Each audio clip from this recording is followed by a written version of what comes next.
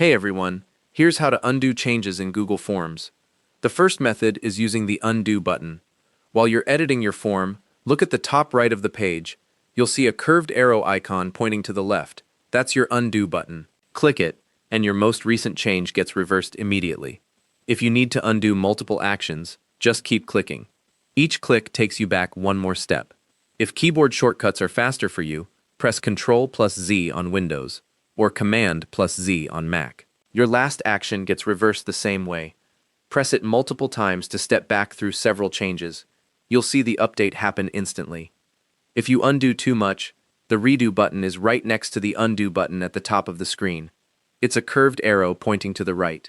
Click it, and the change you just undid comes straight back. Click multiple times to redo several steps. Here's what's important. This only works while you're actively editing the form. Once you close the form and come back later, you can't undo to earlier versions. Google Forms doesn't have version history like Docs does, so the Undo feature only covers your current editing session. The form saves automatically as you work, so your progress is preserved even if you accidentally close the tab. Thanks for watching.